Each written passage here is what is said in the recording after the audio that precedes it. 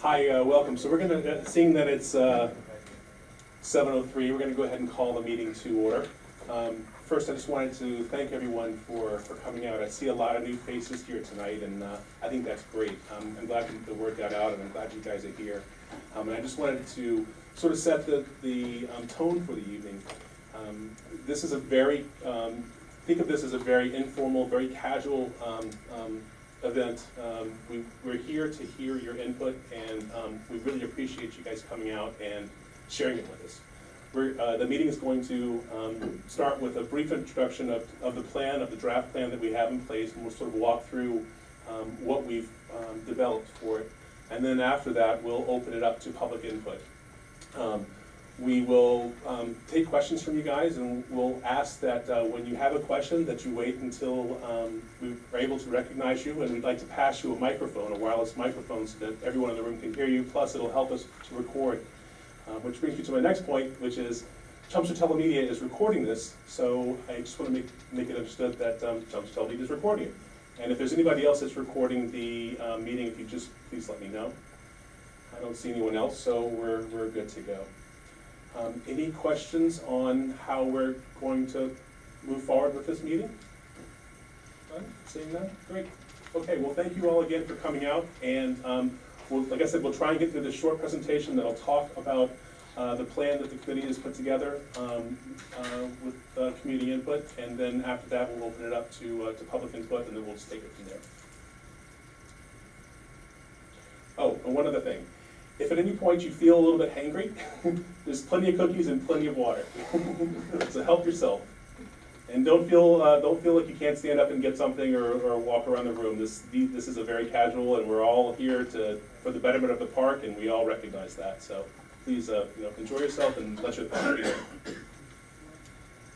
Our first slide. This is our committee members. We have Kate, we have Chris, Alice, Mary, Bill, and myself. Adele's not with us tonight. She is feeling a little bit under the weather. But she's also one of the members. And then there was another set of committee members as well that are recognized in the master plan document. We also have had a number of town liaisons help us and work on the plan. And Katie Messer is here from the Conservation Commission. She's our conservation agent. The town manager is here. Paul Cohen is back in the back. We also have Chief James Spinney, and Lieutenant Colin Spence is here. We also have Selectman Diggs is here as well. So we have a number of the town people that have, representatives that have worked with us to help us put this plan together, and we've tried to represent them in the plan as well. We also have reached out and worked with a number of other community consultants to help us, ranging from Howard Stein Hudson, which has helped us to develop the actual site plan, the drawing that you see in front of you, as well as Weston Nurseries, which has helped us a bit. Hi, welcome. How are you? Good to see you. You can sit anywhere. Hi, and help yourself to cookies and water too. Welcome. Weston Nurseries has helped us with, and will continue to help us with, putting together planning schedules and gathering information and cost about planning and things like that. And then also James Martin, who's a retired arborist, has helped us a great deal with our tree protection issues. So you'll see some of that information that we've gathered as well. The first thing that we wanted to open up with was to define the process that we've undertaken, and that's that we have created. We're trying to create this plan through a community-driven process. So really, we started the process with park user surveys and park stakeholder surveys, and we've sort of jumped off from that, and now we are here today to get your input to see what you guys think of where we are, and then we'll make the necessary adjustments to the plan based on that feedback. Our mission statement is pretty simple and it's pretty straightforward. It's probably what you would expect. It's to improve and enhance and beautify Roberts Field and its natural resources, and in turn enriching the quality of life for the Chelmsford residents and visitors alike, for present and future generations. I mentioned that we've undertaken a community-driven approach to creating this plan, and this is just some of the activities that we've done. We will have had over 18 committee meetings, and we've been pretty diligent about recording those meetings, and we posted all of those meetings on our website at www.robertsfield.org. And all those meetings have also been televised on telemedia. We've had one site walk at the park, and we have another one scheduled for Saturday at 10 a.m., and I hope many of you will be able to make that. Now we have had 2 public input sessions, so we had one 2 years ago, and now with this one. We've done 3 abutter mailings. We just did a recent one for this event. There was 4 fundraising events that were put together by the previous committee that raised over $12,000. And obviously we've produced a master plan that we intend to present to the Board of Selectmen at their July 31st meeting to get their support on the plan. And I mentioned the robertsfield.org. We've tried to put all of our committee activities and information into that website, so it's always available and updated for the community to reference. And when we televise meetings or when they've been recorded, people can go back and go to the website and go to the specific meeting and see the documents that were presented, so they can actually follow along with the meetings and see where the discussions were heading. Any questions about any of that? So our key project goals were these. I mentioned the community-driven, and that really is the most important thing, is to create a community-driven plan and to make this plan a consensus plan.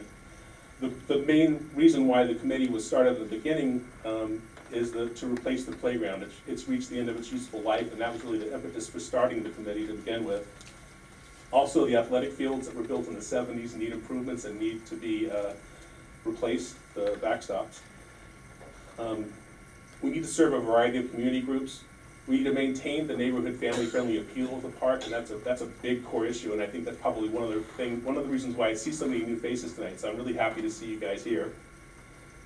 We need to address abutter concerns, and I'd like to recognize David and Amanda, who have really been with us from the start, and they've been to all of our meetings and been very good about participating and commenting on our meetings. I really appreciate your interest and effort and attention throughout this process. The other part is that we want to protect and enhance the nature and the natural areas and the wildlife in the park, and then address maintenance needs. Maintenance was a big issue that was raised and has been raised from the beginning of the process through even today. Just more detail on our key project goals. We surveyed park users and stakeholders. Replacing the playground is a key part of this whole plan. Enhancing the athletic fields and facilities to make them commensurate with current and anticipated use. Delivering new features and improvements that will enhance the park and serve a variety of community groups, but while maintaining the park's neighborhood family-friendly appeal. So we really have to find that balance, and that's why we're having this meeting today, I think, is to find that balance of where the neighbors, how they feel about the plan. Leverage and protect the natural beauty of the park, address the park's short and long-term maintenance needs, and then improving the overall asset value of the park to the town of Chelmsford. So through our work, we started with a very large list of features and improvements to consider. And over the last 6 months and through a lot of discussions, a lot of kind of long discussions at times, we have narrowed the list down to this core list. And it's nearly 20 improvements, and there's a lot of detail that goes behind this list. And as we move into the public input session, what we'll do is we'll refer to our master plan document to give you the detail that we've collected. But the main points of the plan are that we're recommending a larger natural playground. We're recommending improved athletic fields, 2 pavilions, a pondside pavilion, and then a multi-use bandstand picnic pavilion. A walking trail and exercise circuit, and that's expanding the exercise circuit based on what it looks like today. Portable bathroom enclosure versus a permanent bathroom enclosure. It's a permanent, it's a portable covered bathroom enclosure with porta potties.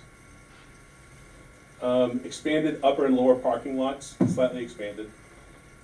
Improvements to the Engine 3 driveway area. Improvements to the DPW Parks garage. An improved park welcome area, natural park area improvements, and then safety improvements. So you all should have copies of the plan in front of you, and it kind of highlights the different areas and sort of the different layouts that we've gotten to. And this is a draft. I want to make sure that we present that properly. And this is very, very similar to the plan that was on the very tiny postcard that was sent out last week. But you can see sort of the placement and location of the different parts of the field. And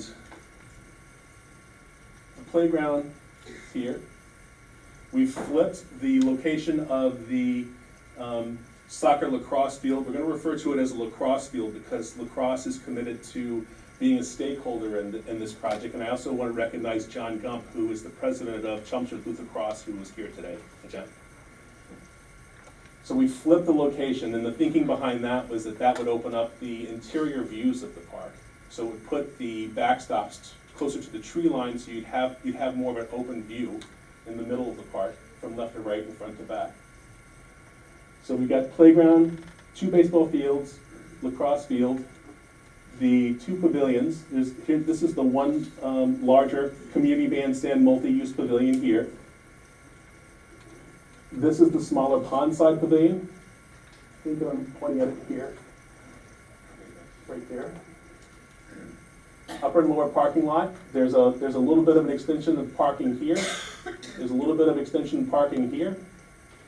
And then we have a land bank here of additional parking if we do need it. So there's some few spaces that we can expand to later down the road if we need to. The bathroom, the portable bathroom facility, which is basically a roofed structure, providing shade for the 2 handicap-size accessible bathroom porta potties with a bench so that a parent could sit and wait while a child's in the bathroom, or they could potentially change a child's diaper if they needed to. They'd have that ability. So that's the bathroom location right here. The park welcome area is this little triangular area here. So we have sort of an informational kiosk there, pathways going down, and we've maintained the pathways in this area. We also have the interior walking trail, which circles the area here. And then we'll have exercise circuit machines ringed around that walking area. So there's currently 6 different exercise circuit machines there now. In the recommendation, we're recommending an additional 4, and those would specifically be targeted towards seniors. So there'd be like a stretching station and then an elliptical station, and then all of those things would be moved around the edge. The nature walking trails are already that are already existing in the park are noted here. We have a smaller little nature loop here that would tie into the interior walking trail. And the idea there is that would give sort of a little flavor of the natural part of the park and allow parents to kind of walk their children through that area. And when we get into more detail, you'll see how that kind of ties into the theme that we're proposing for the playground. We also have a hardscape play area.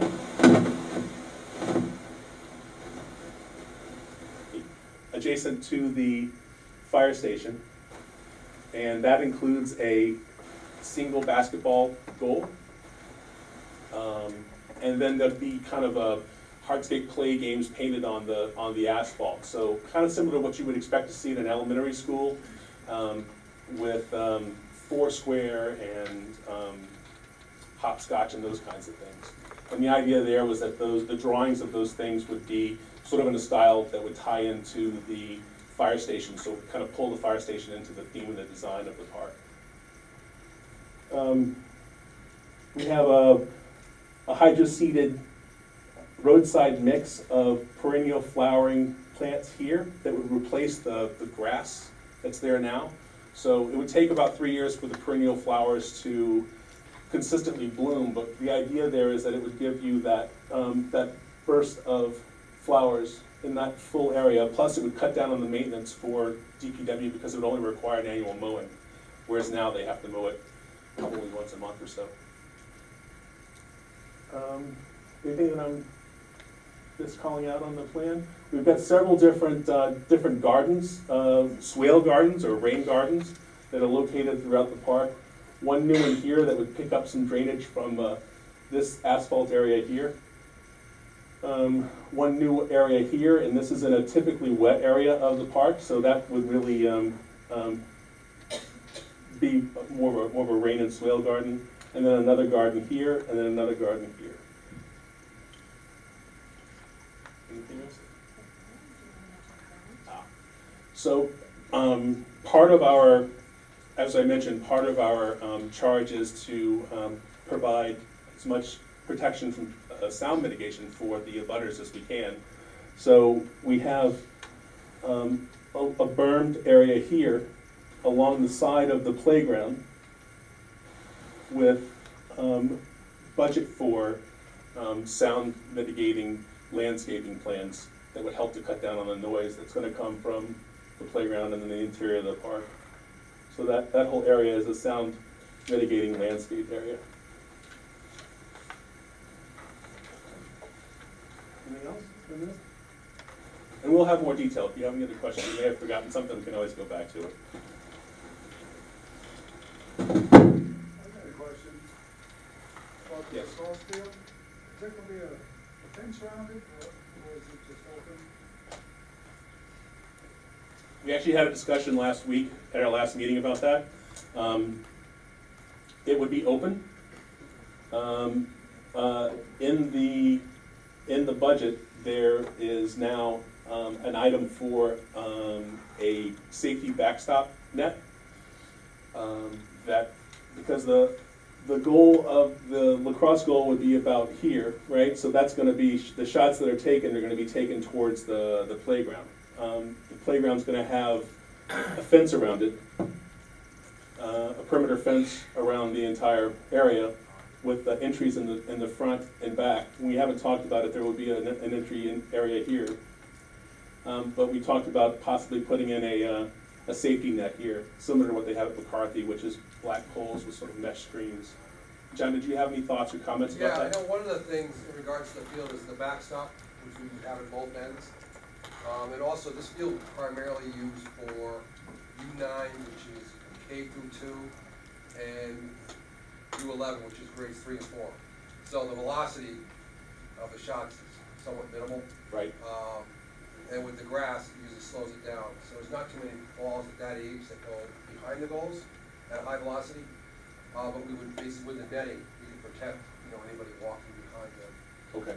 And on the sides, there's not going to be an issue on the sides of the shots. Obviously, when you walk the side. Right. Well, passes, I guess, right? Yeah, that'd be. I'd say the little ones doesn't go too far. Yeah. It's more of the parents, if anything, are going to get who are sitting on the sidelines. Right. They're usually right there. So, do you guys feel like there should be safety nets on both ends, or just this one end? I don't know exactly what's on the far end. It's the garage. The existing garage is so here's the existing Parks garage that's there now, Yep. and this is the other end of the lacrosse field. I think it would be in areas where people would be walking, would be the only area we'd have to worry about. Okay, because the walking track would go around it, so we probably would want to consider putting on It both makes sense sides. to have it at both ends. Right, right. Any other general questions about this? Yeah. Oh, I'm sorry. You said the lacrosse fields will be moved over towards the forest? So the current configuration is that the baseball fields are in the middle. They're closer to the parking lot, and then the lacrosse field now is in the back of the park, so it's closer to the tree line. So to open up the interior views of the park, we flip them. So the lacrosse field goes into the forward part of the park, closer to the parking lot, and then the baseball fields are moved back into the back. So what that, in essence, what that does is just visually moves the backstops and the dugouts closer to the tree line, so it opens up the interior. Whereas now, if you look across the park, you see backstops. That was the thinking. That was the logic behind it. What about the grade in the middle? It's a big drop off and stuff to walk across the beginning part of the park. Yeah, if we could we hold that until public input part? Because the Steve or Katie's not here yet, and I'd like for them to be able to answer if that's okay. But I'll make a note to make sure that we discuss that. Is that okay? Yeah. Dee? What is swale? Swale is sort of just an indentation in the ground that usually collects water. And Katie, you could probably answer that better than I can. Is that it? That's good, yeah. Yeah, it's just sort of a low area that Redirects water. Yeah, and the water kind of gets collected. It's kind of a dry canal bed, does that make sense? Yeah, I had to look it up, I wasn't sure how to spell it. So we'll get into more detail about the playground in a minute, but so the proposed budget of all the stuff that we talked about is between 883 and over $1 million. So we're looking at about $1 million plan, and these numbers are draft numbers, but they're rooted in real estimates. And you can see that the majority of the cost is going into the playground, and that's 43% of the budget. So that's about a $400,000 price tag, and we'll get into why that's so expensive in a second. And the other portions of the project that are really expensive are the 2 pavilions and the athletic fields. And then if you look into the natural areas of the park, that's kind of a high-ticket item, and the reason why that's so high is that it includes a proposal to dredge the pond. And pond dredging, unfortunately, is not a cheap endeavor, but it's a meaningful endeavor. We'll get into more detail as to why that is. But that's about $100,000 to $130,000 to dredge the pond. So we're at about $1 million right now.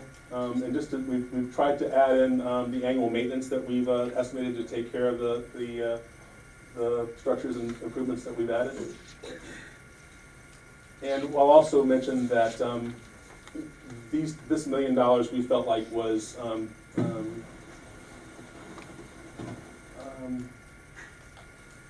similar to what other projects in town have cost. Barney Park, the estimated improvements there were at about $1.9 million, I believe. And then the recent work that was done at Harmony was sort of on the low end, the addition of the playground there.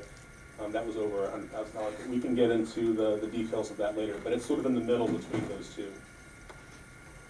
Any questions on the budget numbers? Andy? I don't remember accurately, about 30 years ago when they built that playground, I thought a lot of it was going to,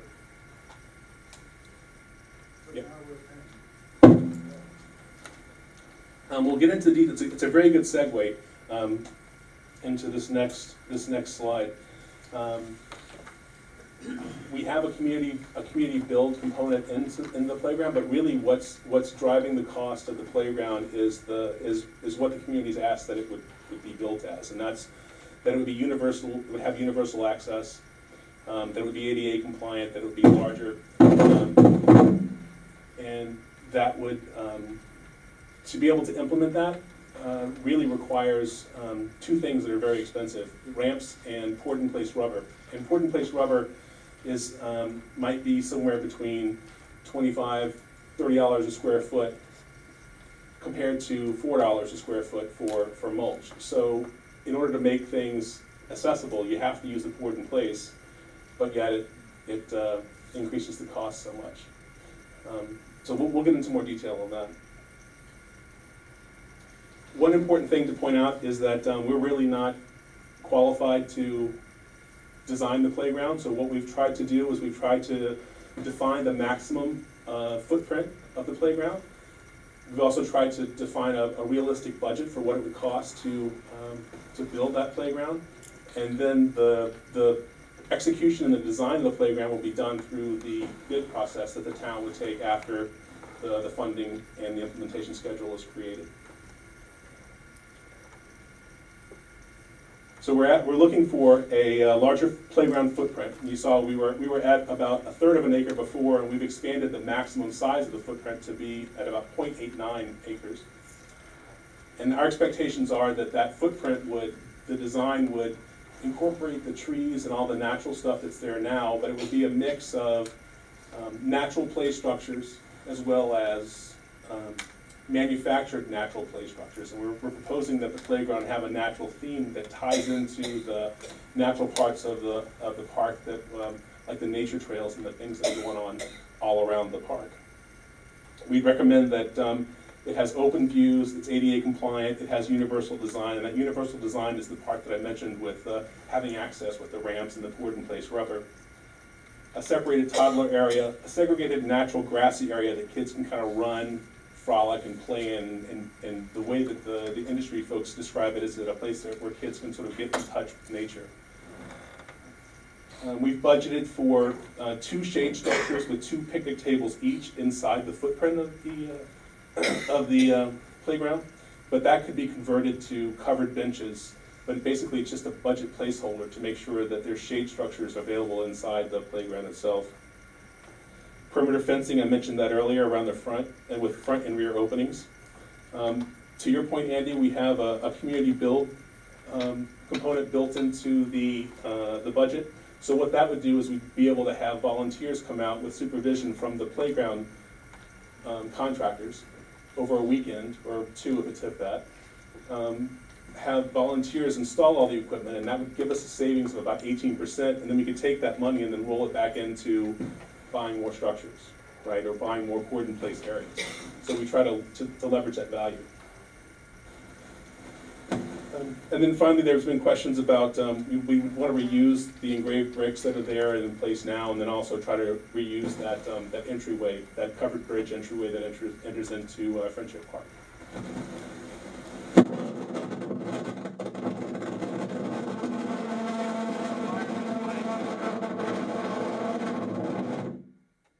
What's that? I think it's the wireless mic. If something's interfering with the wireless mic, you might just go ahead and shut it off. That's what Dan said or suggested. Sorry about that. Does it mean it's cookie time for me? I hope that does Any it. questions on the playground information that we just presented?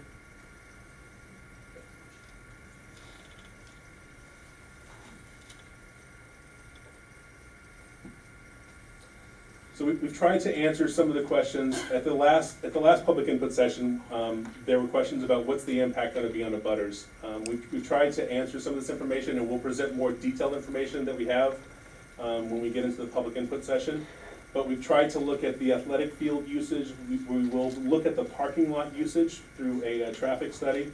We've tried to sort of at least to establish a baseline for what's the sound levels now at the park. With the help of the Board of Health, the Chelmsford Board of Health.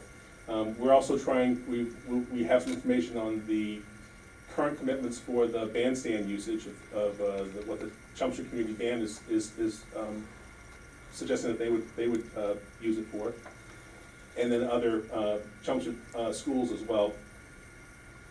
And then we also have some information about reports of the Chelmsford Police Department and the fire departments responding to emergency calls at the park.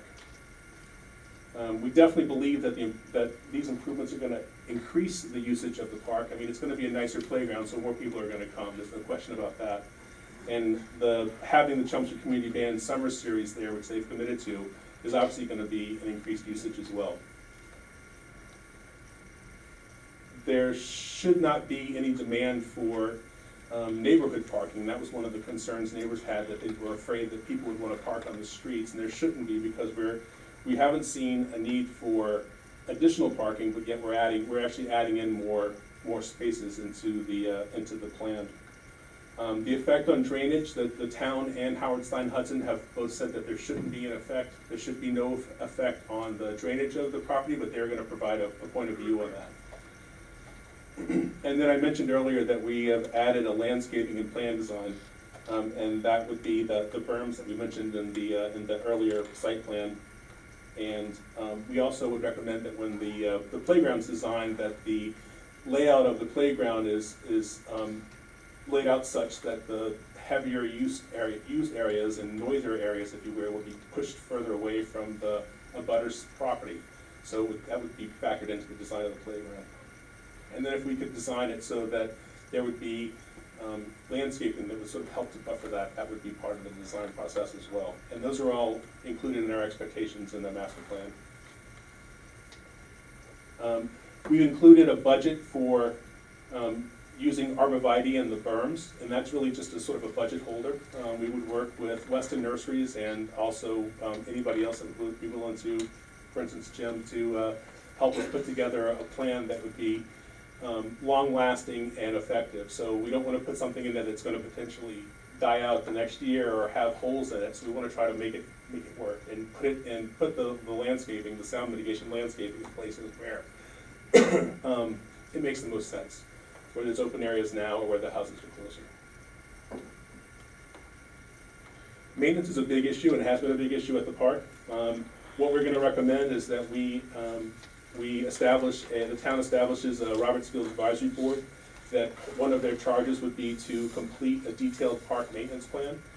And that park maintenance plan, we'll talk in more detail about, but basically it'll establish all the standards that the park would have for maintaining the park and maintaining all the features and improvements that we're recommending.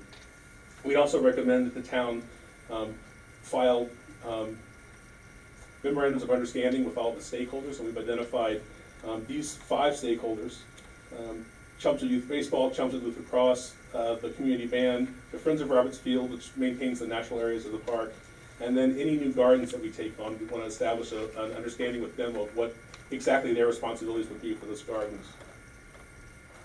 And there'll be some annual maintenance for them, but mainly the town facilities maintenance will be responsible for the stuff that they're doing now. They'll still be responsible for the stuff that they'll be doing in the future.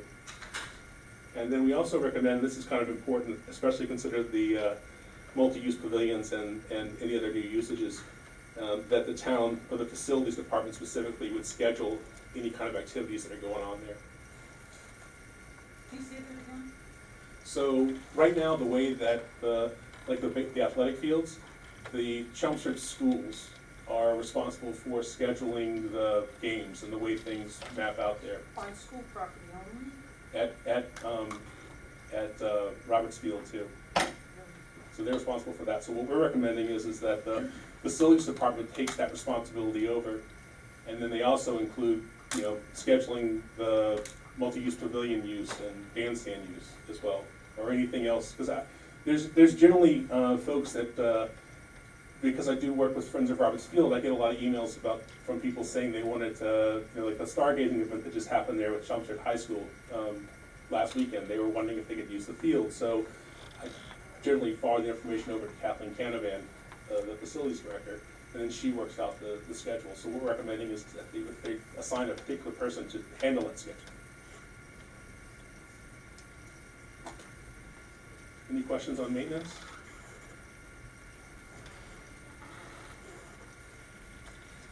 Can I ask another question? Yes. So the stakeholders listed here, the 5 of them, on the sports, are those both boys and girls teams? The sports are both John Gump with the Chelmsford Youth Lacrosse baseball can and answer that. lacrosse? I can speak for lacrosse. It's both the Chelmsford girls and Chelmsford boys. And what about baseball? Bill Arrington is the representative for baseball. Baseball's mostly boys, a few girls and 2. And there wasn't any interest from Chelmsford Youth Lacrosse in using there wasn't any interest from Chelmsford Youth Soccer in using the field for their organization. There wasn't any interest from Chelmsford Girls Softball in using the fields either. And we did reach out to them. And there's a complete list of everyone that we reached out to in the master plan document. So we can cover that too. But does that become a fixed status? Because they didn't have interest now, they'll never have access to this town asset? I don't know that would preclude it, but at least we've identified a stakeholder who sort of has skin in the game there for using the fields, and I would assume would give them, and I don't know what the legalities are with town and the municipal legalities are, but it at least I would think give them first right of refusal on scheduling and things like that. And so specifically, what's the skin in the game?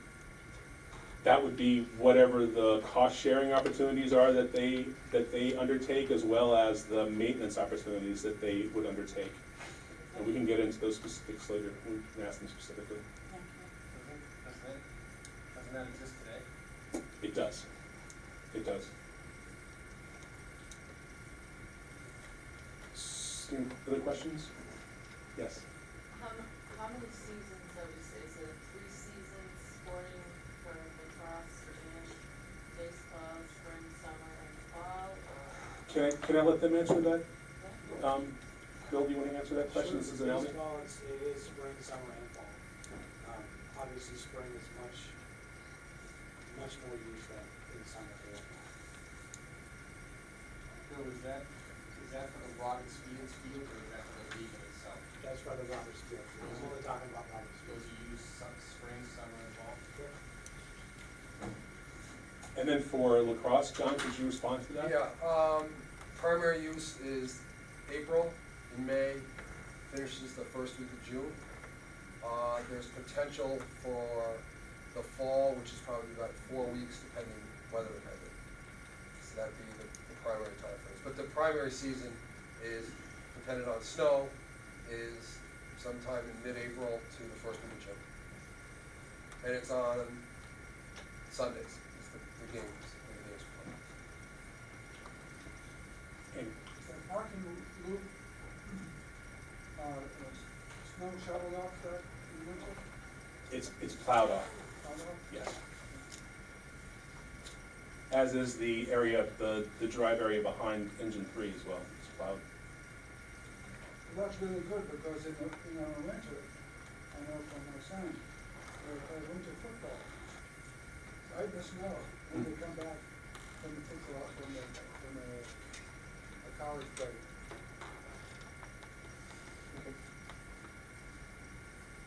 All right, so, any other questions? Will the name of the playground change?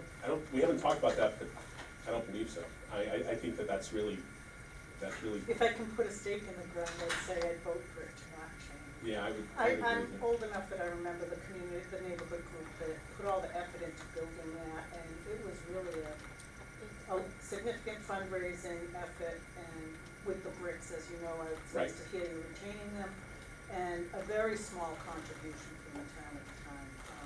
They had some community fund that they would let the manager dole out for worthy projects. Right. So anyway, I know that the parents who worked on that would probably feel gratified if it didn't change. And frankly, I think most people, And it's a beautiful name. it is, it's a perfect name for a playground, and I think most people who think of Roberts Field probably want to call it Friendship Park. You know what I mean? I think most people refer to that whole area as Friendship Park versus Roberts Field. It's probably better known than Friendship Park. So the proposed project timetable, the $1 million total per the town manager is probably going to need to be funded over multiple fiscal years. We have tried to create a plan with a lot of detail that would be able to sit on a shelf if need be, if we could only fund it in certain parts. Roberts Field has a rich history of volunteer efforts, and we feel like that if we have this plan that sits on the table, we can sort of chip away at it, either through funding through the town, or volunteer activities, or cost-sharing opportunities with corporate sponsorships, or just whatever, we can beat those bushes. We feel like that's why we put so much effort into creating a plan with this much detail. We are going to recommend that because it's important, and one of the goals was to push to replace the playground, we are going to recommend that the town seek project funding at the 2017 fall town meeting. The town would have to determine the funding priorities, what they could or couldn't fund at that time, and then what the implementation schedule would be based on what the DPW could do, based on what they have currently planned. But replacing the playground is the first priority, and that's something that we wanted to say very clearly. We'd like to see in the fall.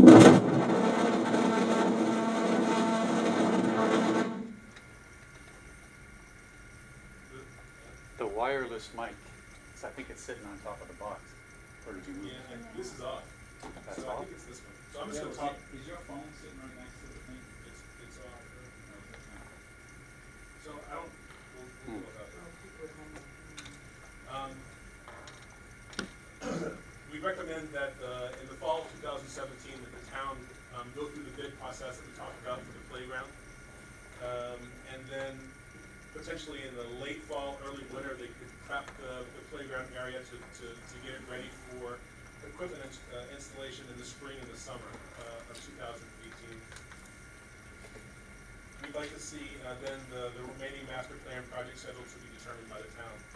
And then, like I mentioned, the plan would have a long shelf life, and then ideally created that and then maintenance plan so that it would be very volunteer friendly, so that an Eagle Scout or a Neshoba Tech or some other volunteer group could pick up a project and then implement it, and they would know exactly what they needed to do, exactly what it needed to look like, and work off that and then get it done. Any questions on the timetable? Paul, did you have anything you wanted to add to that? So our recommended next steps, we, as a committee, will be meeting again on July 6th to discuss the feedback that we get from you guys tonight. And then on July 18th, we'll take a final vote on the plan. And then on July 31st, we'll present that master plan to the Board of Selectmen. Hopefully we receive their approval on that. At that point, our terms, this committee's terms will dissolve. We're going to recommend that we form the Roberts Field Advisory Board and charge that board with helping to implement the plan with the town. Would be about a 3 to 5 member board.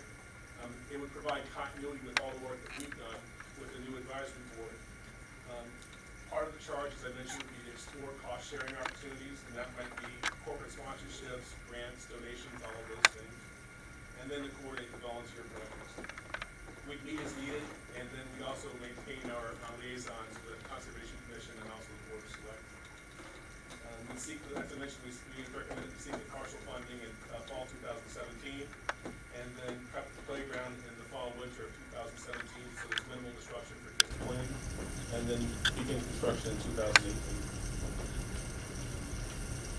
Any questions on that? That's pretty much the end of the introduction to the plan. Andy? I'm sorry, can you? I don't know why the playground, which is already there, is the first thing that you want to work on. I don't understand it. Okay. The reason is that it's reached the end of its usable life. The DPW has determined that the playground is not safe and needs to be taken down. So, and that's based on the materials that were used to build it, mainly. It's a wood and steel structure. They've done a good job of trying to keep it updated and trying to replace the pieces and parts that have been broken, but the problem is that the playground structures have changed so dramatically in the last 20 years that they can't find replacement parts for it. And so they've kind of cut away, and then if you look at like the sandbox area in the front of the park, that used to look a lot different than it does now. There used to be slides that came off of it and all kinds of stuff, but all that stuff's kind of slowly been removed and taken away. A couple of years ago, they replaced a lot of the swings and things, but now the joints that actually hold the chains that rock back and forth are worn completely out, and those can't be replaced. So it's really a matter of, the reason why there's such urgency to replace it is because it's getting to a very unsafe place, and really just needs to be replaced. Children were doing the plan with the bars, and Yes. swinging from one to one, they were cutting their hands. Right. But my grandchildren were there, so.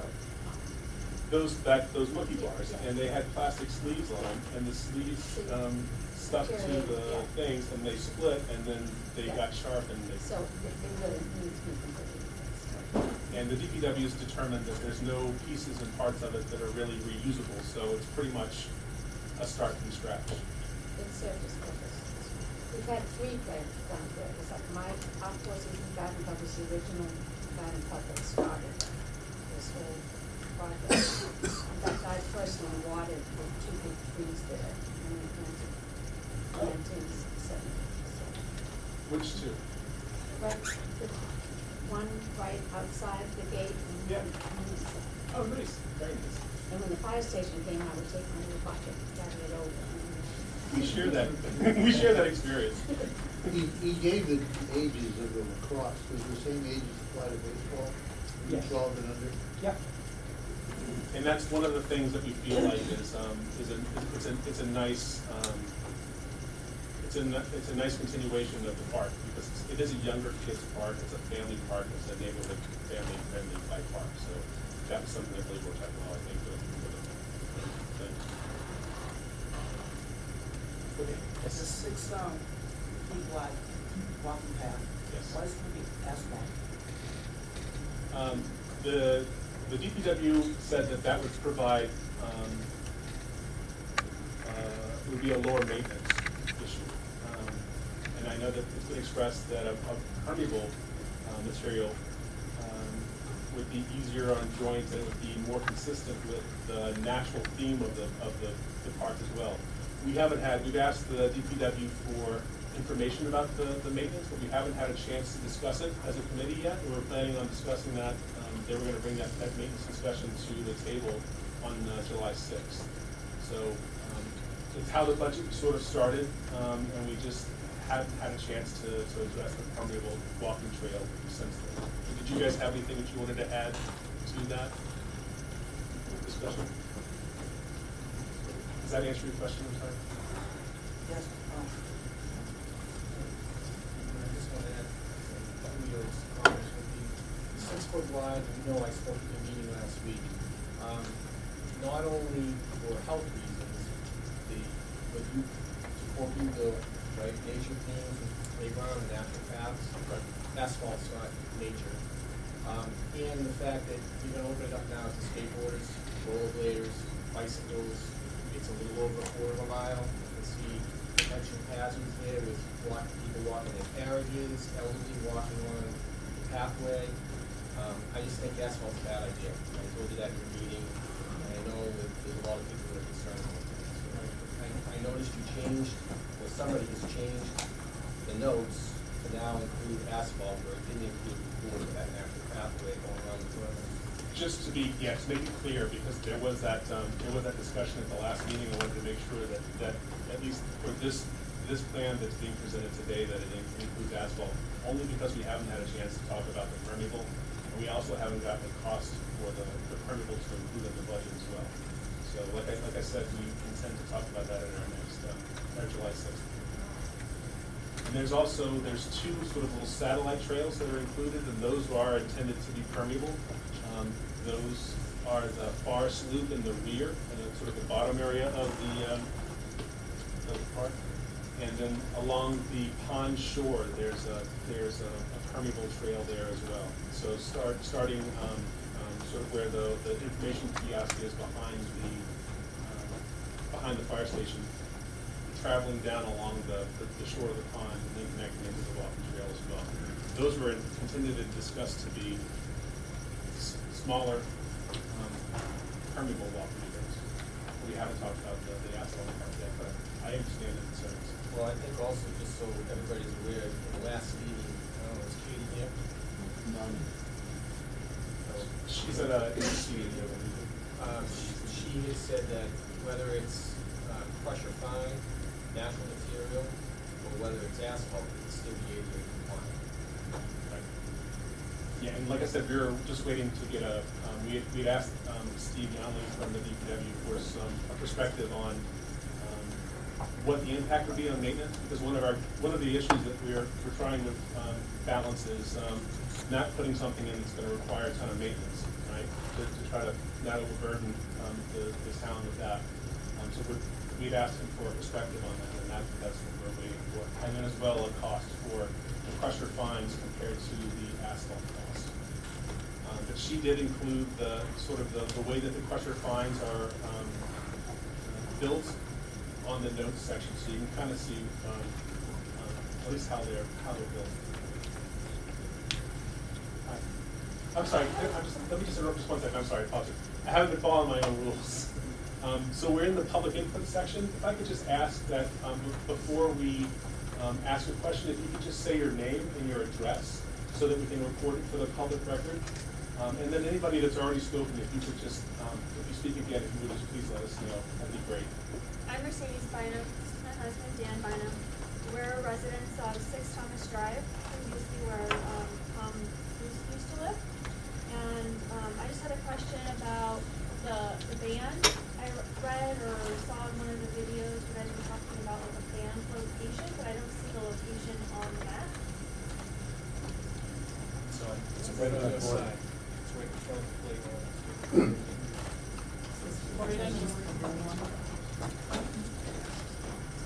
Okay.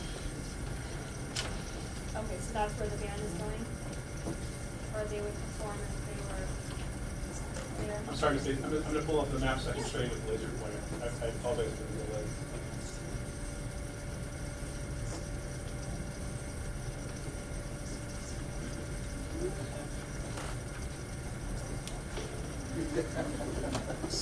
the community bandstand multi-use pavilion, and it's a 30 by 40 foot sized pavilion, 1,200 square feet.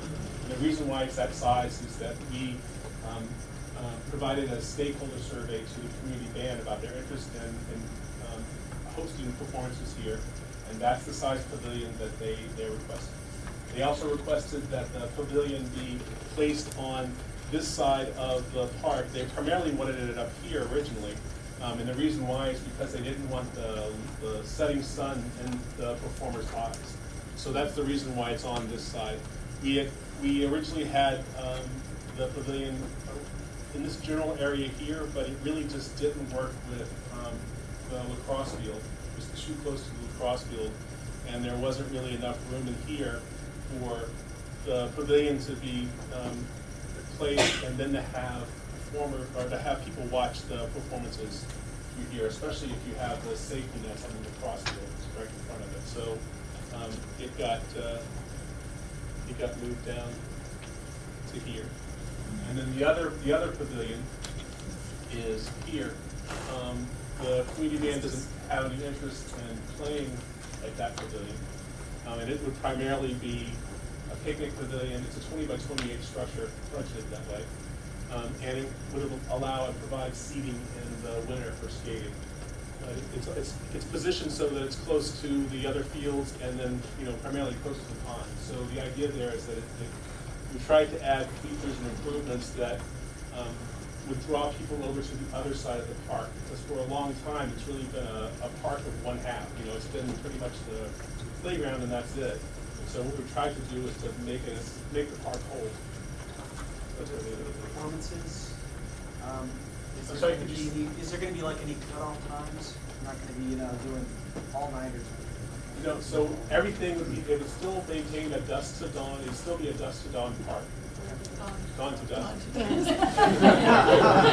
gonna go the other way. I knew it. You guys are listening. That's awesome. And we have budgeted interior lighting and electricity for the pavilions, but the interior lighting is only to allow the band to break down their equipment. So it's not to light the area for the performances, but it's just for functionality for the band.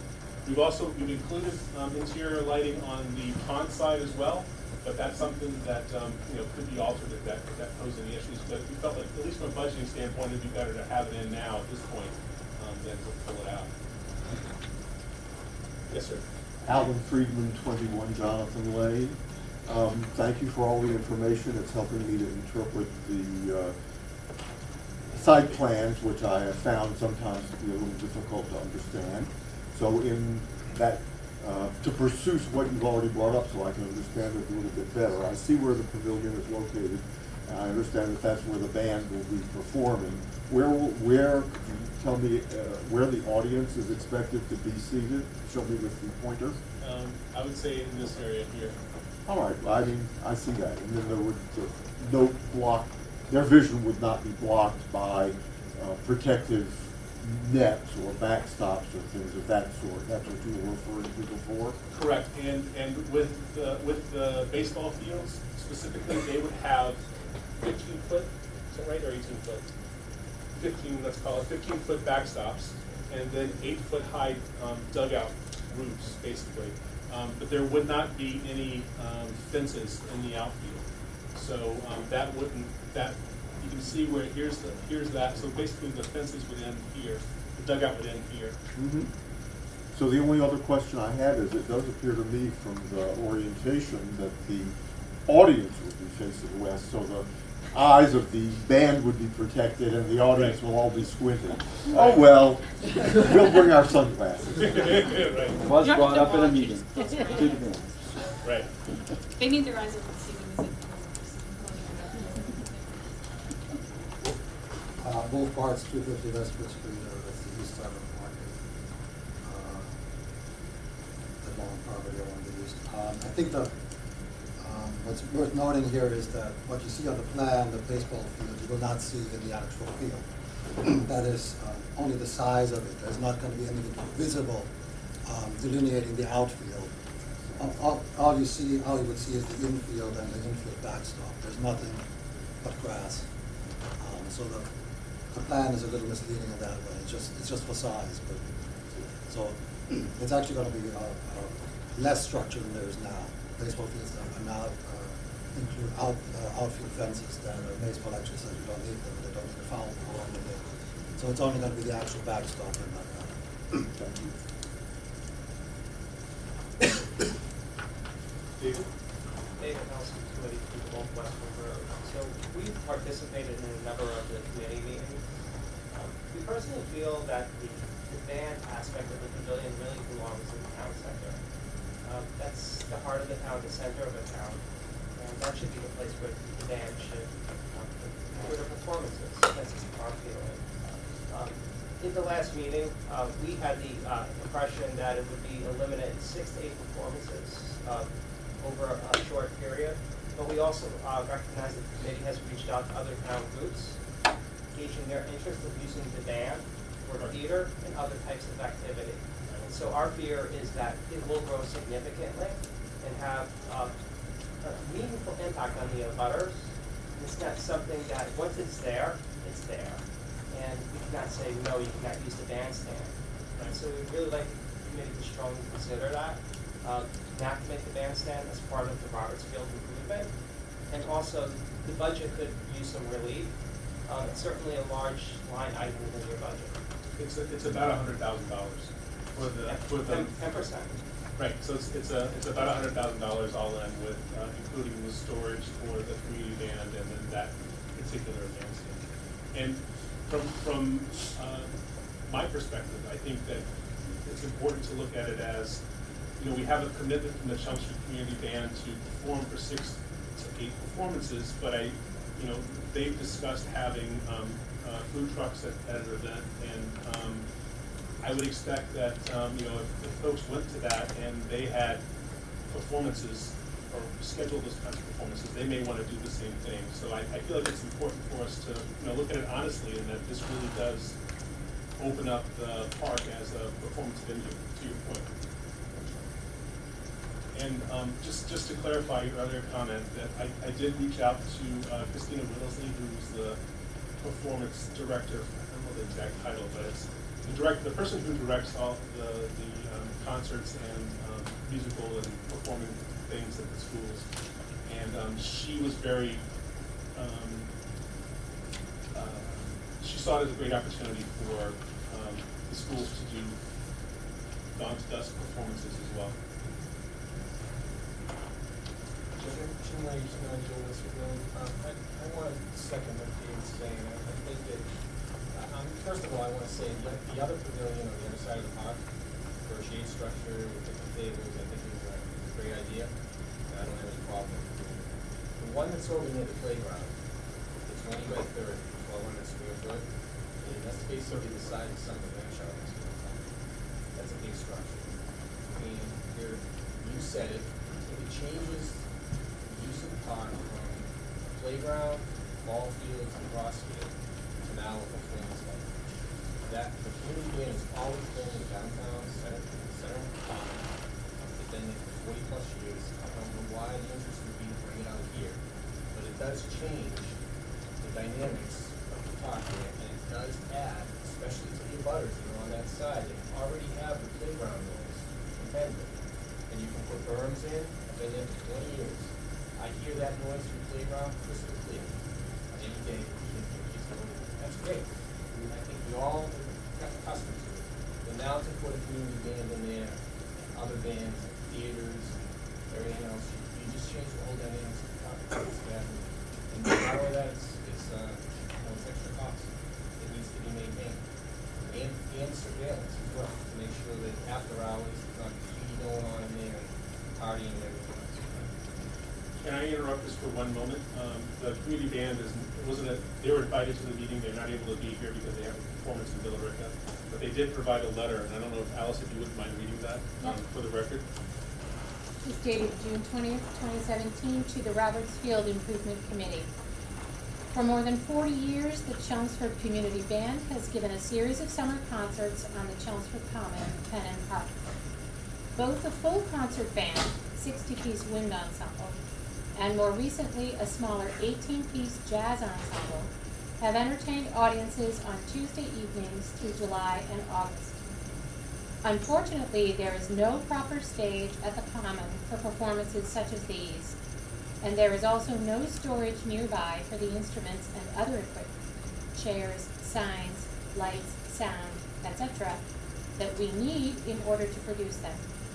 We have to play on an open grass field and use electronic amplification to make ourselves heard to each other and to our audiences. The renovation of Roberts Field presents a unique opportunity to create a proper outdoor performance venue for concerts like ours in the town of Chelmsford. A 1,200 square foot pavilion with a hard floor and a rigid roof, as currently proposed, meets the need quite nicely. In addition, the expanded parking, restroom facilities, a nearby play area, and the possibility of food trucks, none of which is possible at the Common, will all contribute to a wonderful experience for our audiences. While there are still many details to be worked out, the CCB is hoping that it will all come together and that we will be able to move our summer concert series from the Common to Roberts Field. Although the band is performing tonight and no one could attend this meeting, I would be happy to answer any questions about the band and its proposed use of Roberts Field via email. Please address it to personnel@chelmsfordband.org. Dave Tweed for the CCB Board. Thank you. And I'll be happy to post that on the robertsfield.org too if anyone wants to see a copy of that. Barry Jefferson, 5 Briar Road. I'd like to pose a question to David and Jim.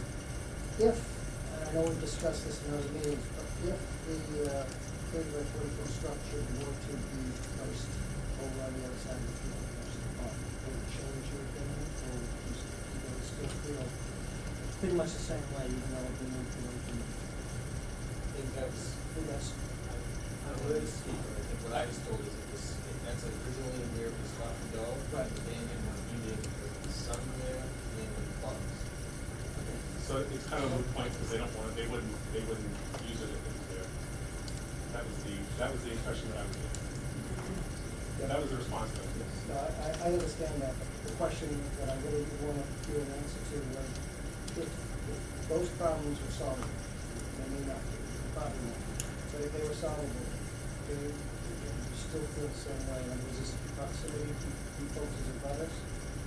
Or does it go beyond that? My original comment stands. Yeah. I feel it's a town center after there, not a Roberts Field after there. That being said, it would have a significant impact maybe of others, the noise it would generate. So you have to consider that as well, it's living right next to Country Park. So regardless of location. Dee? Dee Miller, 17 Highland Road, County. I grew up in ACC, Iowa. We had a huge park with a band shell, and there were concerts frequently, and the happiest memories of my childhood were playing in the park, going to the band concert. And it was in an area with beautiful scale for Iowa mansions, and the people could have a talk with listening. So I'm all for putting it. I know a few years ago, there was a proposal to build a band platform, whatever, on the Common, and that was rejected by the historic community because it was too big, and it wasn't even big enough to house the band. So I think this is a great idea. Taking back to my child. Yes, sir.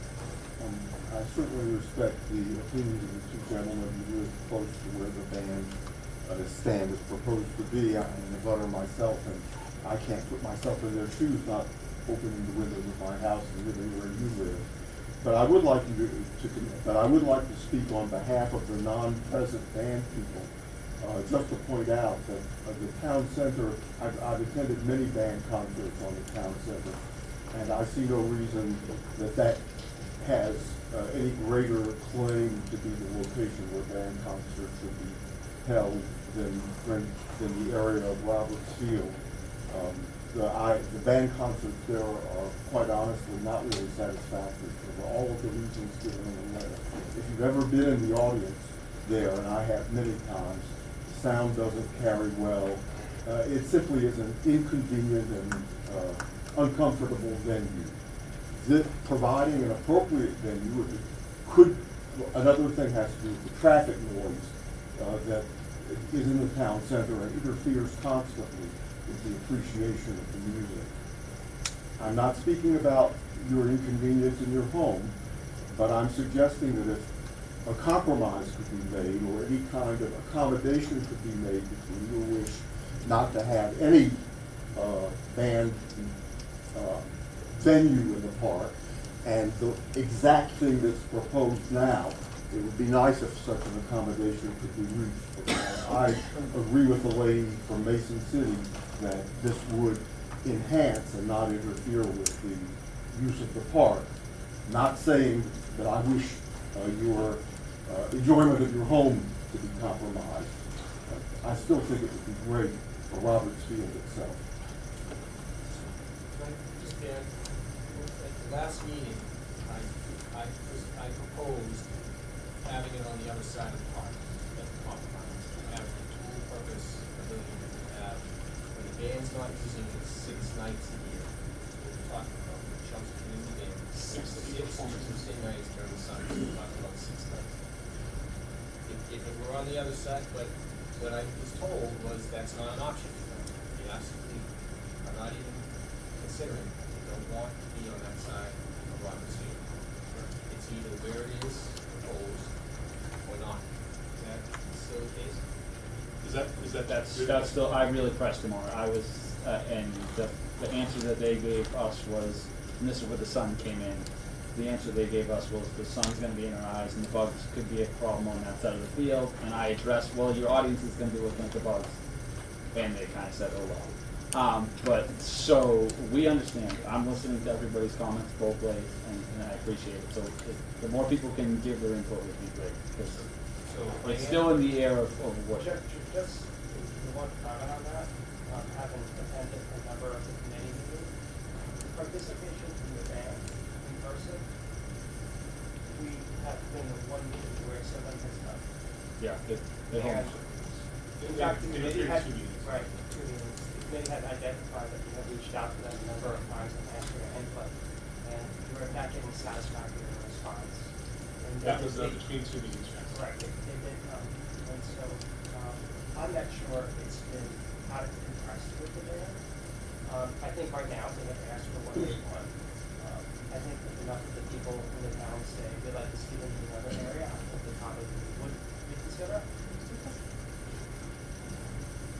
I'm certainly open to asking, but I feel like you did press pretty hard, and I feel like they were pretty stalwart in their opinion of they only wanted on that side. But we can, I think we positioned it as that side or nothing, and they were basically for nothing, right? Yeah, they said, they said they wouldn't use it if it was on the other side, and that doesn't bode well for me, but, Well, it's pretty, I mean, from a neighborhood perspective, it's pretty hard to compromise with it's there and over. What's the compromise? yeah, the only compromise we made was where it was at the top of the parking lot. I didn't agree, because it was really close, it was even closer to the abutters there, and we moved it down to be a little further away in a little more open area, but yeah, we're still working. I'm sorry, Glenn? Lundy, I'm sorry, could you say that one more time? Lundy, 20 Why is there more parks on one side than the other? That's all there is? It's the pond and the wetlands. It's the open field is closer to the wetland area. Most of the wetlands are on that side of the park. And they're making their sole decision on, we have a first-rate facility here, it's the sun, as opposed to being the downtown area, at a facility they basically trash. And they want to stay with their trash rather than be on that side of the field. It doesn't seem to be particularly generous. have to get their response to that. I can't speak for them. But I understand your point. Kate? Katie Messer, conservation manager for the town. From a conservation standpoint, we wouldn't prefer that large structure closer to the pond. The pavilion that's already proposed there will obviously be permitted, but bringing a larger structure with more impervious along with that walking path isn't very well usually from a conservation standpoint. It is able to be permitted, but the commission, if you can move it somewhere else in the park, would prefer that. Not on the pond side. Not. Can I question just to follow up with that? What if it was, because I remember if you were in the meeting, I know you were in one of the meetings, what if it was originally it was directly in front of the DPW garage? So it wasn't really, we're saying on the pond side, it is on the pond side, but it was way out. It was right, the backstop of it would be the DPW garage.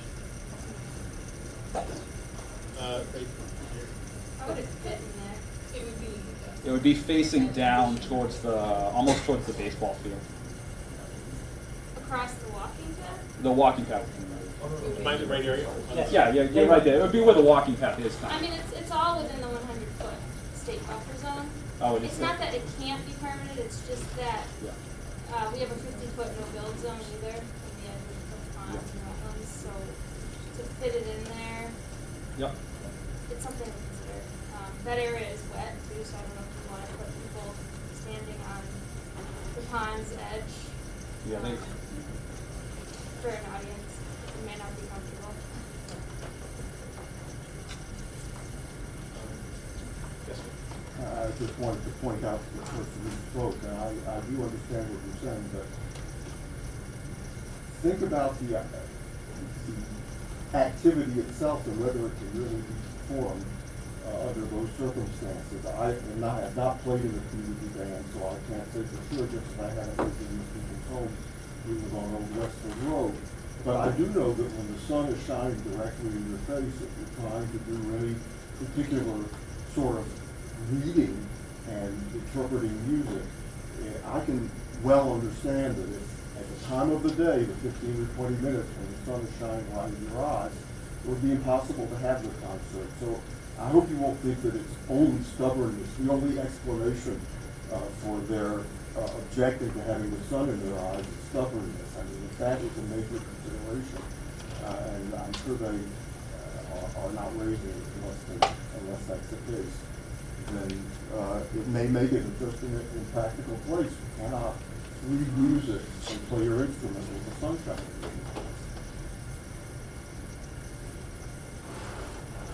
Janet Peak, 27 Nottingham Hill Road. I grew up there, lived there most of my life, and I've always heard, I'm a half a mile away from the park. I love hearing the children's voices playing the ball games and so forth. There have been events, and with the amplification of things nowadays, things are very, very loud. Everywhere you go, amplification blows you out of wherever you are. I'm concerned if we don't limit it just to the community band, that we will be inundated with a lot of loud music. So, I mean, I would want that utilized, but not, you know, I don't know how to limit the amplification that concern. Can I ask you a question, Paul? My thought I have sitting here, wouldn't it be possible to move the lacrosse field down towards the baseball field, even if it overlapped, and then have the pavilion up by the parking lot area, so therefore you're away from the neighborhood. The pavilion area is then near the parking lot, so that in off hours, evening hours, dark hours, winter, whatever, police, if they pull into the lot, they can see if there's any activity going on in the pavilion. And then therefore your then audience is sitting north-south, so nobody has the sun in their eyes. So I'm just offering that as a suggestion, is because I kind of wonder how often you would have two baseball games and a lacrosse game going on simultaneous. So that again, if you shifted that the lacrosse field so that it overlaid part of the baseball field would give you the space that you would need. That might be something to consider. I know Katie's here. Right, I was gonna say, Katie and Ray, Howard Site Hudson developed the site plan this year, you know, if you wanna answer or respond to that. Yeah, so, I mean, a couple of the things, one of the first kind of, not necessarily a mission statement, but one of the things that wanted to be preserved by the committee was the open view shed or the open field feeling when you drove up to the site. Which is the reason why the baseball diamonds got moved to the rear, was so that the backstops would then no longer take away from kind of the open space feel of the park. So even though it's multi-use, when you drove up there, it would appear to be open. So putting a large structure, the 1,200-foot structure in the middle would kind of block that. Also, there is some grading issues transitioning between the lacrosse field and the baseball diamonds that we're gonna need to deal with. It's gonna be really difficult for that entire area to be one elevation. We're gonna have to change the slope or the grades between the lacrosse soccer field and the baseball diamonds. So that space there provides us the opportunity to transition a little bit grade-wise.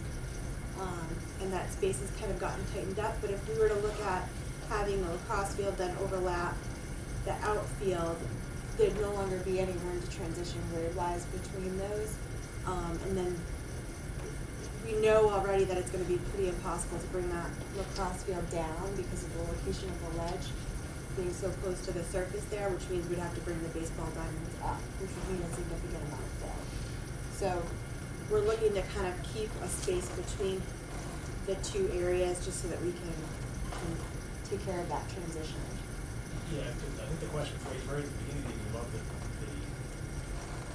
topography of it. If you could sort of explain that, because that was something that was being held until you arrived, that might give us a better understanding of what's going on in terms of the leveling between this lacrosse field and the baseball field and so forth. Right, I mean, certainly now there are some wet areas, there's a lot of undulation, it hasn't been taken very good care of, there's been some settling over the years, areas that have seen more use than others, so there's a lot of puddling.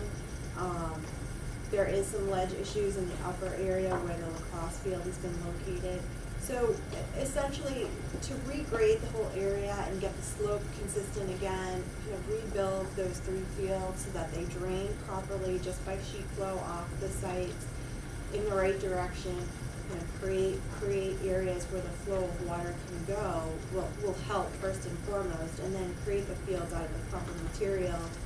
I know we're looking to, there's some commentary about irrigating and replanting so that essentially those ruts and holes don't kind of rebuild themselves. But there is topographically a difference between the front of the site and the back of the site. And a previous iteration of the plan had some more space between the baseball diamonds and the lacrosse field, which would allow for that transition to take place. Certainly we're looking at now, once we get a surveyed topographical plan for the area, is looking at grading the lacrosse field so that it can be fairly level or what it needs to be per the standard, and then also look at potentially grading kind of into a little bit of the outfield if necessary, and talking with baseball about using some of the outfield maybe to distribute some of the grade where we're awfully close now, so that we don't have to do any filling, so that there doesn't have to be any kind of retention of material between fields, because that just wouldn't make sense. We need a soft transition between the kind of an upper level and a lower level to accomplish that. So that's the thought process there. Next question, does there need to be two baseball fields? I guess because it's, again, I don't know the demand on baseball, but it would seem to me that if you move one of the baseball fields, you would have a lot more room to place the lacrosse field. In fact, you could probably turn the lacrosse field 90 degrees, so it actually wouldn't have the balls going towards the playground. You could put the netting towards the parking lot if you had to, if that was a concern. Then you might be able to put the pavilion up where that second ball field is, into the park, near the skating rink, but sort of right in the middle, basically right in center field of that second diamond. So again, I don't know the demand on baseball, and believe me, I'm a baseball supporter, so that's not my suggestion. But I guess the question is there sufficient demand for one or two baseball fields? Are we trying to The short answer is yes. If anybody was there in the spring, they would know that both of those fields were used every single night, and from Saturday, pretty much from 9 a.m. all the way until 7 p.m. there were four teams going all the time. So currently, right now, there's actually 3 fields up there. There's actually a small T-ball field that was put in the back. That was put back there about 15 years ago. Back when there were, A, a lot more kids playing baseball, and B, a lot more kids, period, in the town. Since then, we don't have as many kids in the town, and we don't have as many kids playing baseball. So we now just use basically the 2 fields that are up front and not using that field in the back. But if we were to limit this down to 1 field, we'd be going back to the town saying, we need another location for another field. And can you talk a bit about the benefits that baseball sees of having a field at Roberts? You've spoken about that at the last meeting. Well, yeah, I mean, the field at Roberts today, the fact we have 2 fields at Roberts today, it's great for those families that have the younger kid. You know, he's on the field at 6 and 7, and then you have that older kid who's maybe 10 or 12. We're talking about putting the basketball court up there for him to play basketball instead of having to watch his brother or what have you. And then you have the other side of it, where you have the 6, 7-year-old, he's on the field, and the 3-year-old, he's in the playground playing there. So that's what makes our field really nice for families, is that when you have the multiple kids, we're trying to make that so that multiple kids can go there and still do something without being forced to watch their brother's baseball. Just want to comment on that, and just in full disclosure, you know, I've coached baseball 8 years in this town, 2 tours of duty, my oldest son, my son, my 13-year-old now. Those fields, although they do get used in the spring, and I've never seen them used year-round, but to your point, there are other fields in town. One at the community, the Weston School, there's a field there that has a playground adjacent to it. Parker School has a baseball field. It's not, I mean, a little bit of maintenance, a little bit of upkeep to it, to be right back in shape again. There's a field at the high school, it's a little league field, it's in the back. It's got a backstop there, it's used for practices now. You've got the 2 regulation big fields for the high school, and you guys use it for the senior league ball. And then you've got the girls softball that uses it up near the Granville Road. And then the McCarthy School has a field that's in the back. The backstop is now covered with all kinds of bittersweet and everything else that hasn't been used in years, right? And I know Byam School had a field, but now with the modulars, I think that's probably out of the equation. I haven't been able to see because it's all fenced off, but I was up there the other So day. your point is that there's other fields around, however, That will those service other parts of town as well. I mean, it have playgrounds adjacent to them and would service other families that wouldn't have to come across town. And it would help with all of the stuff that we're putting in here, right, which is all good stuff. I commend the committee, and you've come up with some great ideas. But right now, with those 3 fields, the expansion of the playground, the pavilions that you've got projected, you've got a basketball court in there, there's no room to flag, right? Play frisbee, just have kids run, set up a picnic blanket. It's taking up any open space that's there. If there happens to be 3 games going on at once, nobody else can use the field. Where that's not the case today. The whole front is available now up near the parking lot there. There's plenty of room for if a kid wants to fly a kite.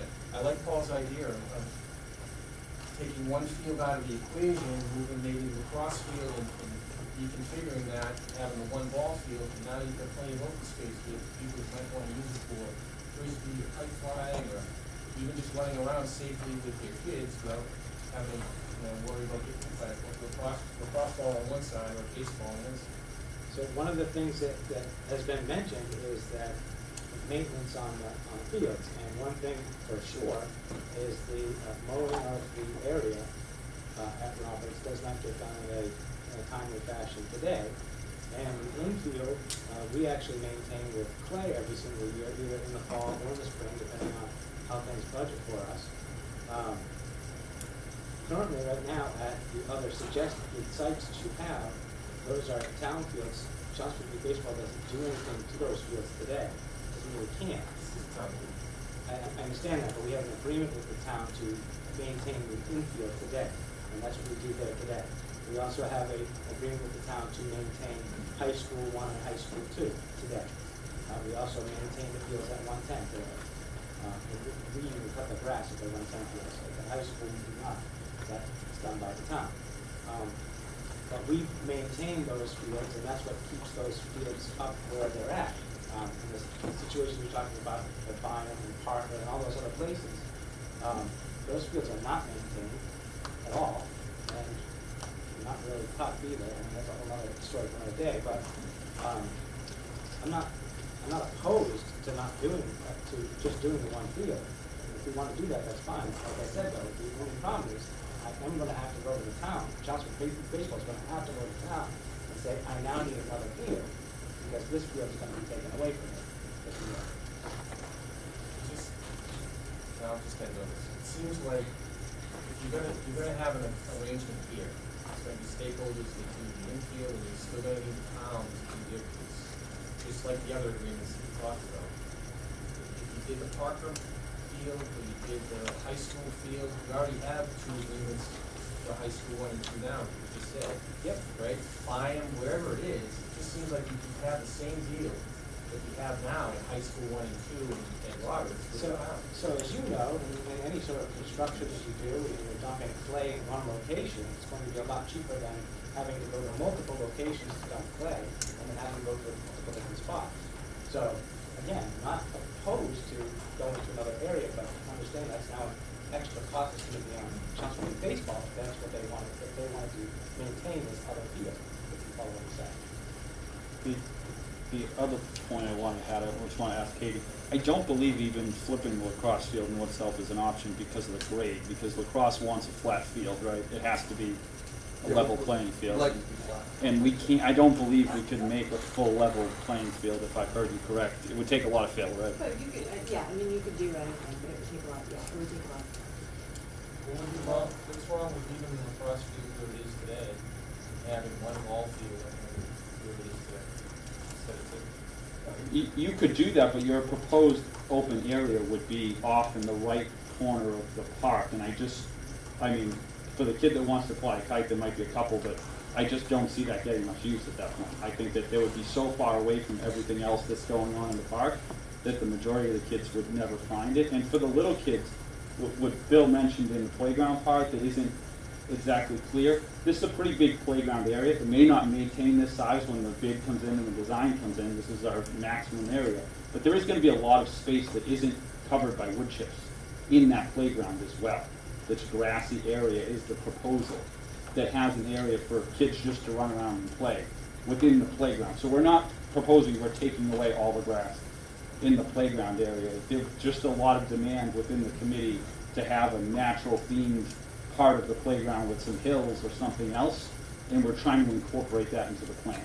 So when we show that big ground area, that's not like a big wood chipped area. That's all it is. There's a variety of surfaces Yeah. that are expected for the playground. It can be wood chips, order-based rubber. We've budgeted for those 2 different types of surfaces, and then the grassy areas that we talked about. And if you delete the one ball field, you still have the backstop basically in the middle of it, which I don't think that we wanted to do either. Which is the reason why we're moving them back. Can I just ask for a clarification, Katie, or a question of Katie? So, what would the impact be on, I guess, there was some comments about the amount of grading and loam that would be necessary to do this plan, right? How would that compare to the plan if there was just the one field and the lacrosse field was left in place and one of the current baseball fields was basically upgraded, was redone, and then the other one was removed? How would that impact the amount of grading and fill and stuff that would be necessary? Would it be half as much, or is there any way to estimate that? It'd probably be less than that. I mean, Less than that? Certainly they're playable the way they are now, they're just uneven. So, you would bring in material and just grade them, enough to grade them properly. It wouldn't be significant. Paul, can I put you on the spot for a second? Sure. Is it even a consideration that these other areas could potentially be an upgraded baseball field location for Chelmsford baseball? And then we just went to the one field here. Yeah, I think the more probable location would be at the schools, as we suggested earlier. we were gonna return more activity, one of those backstop areas, cover the DM facilities. Cover the, park, Dave Park, all that.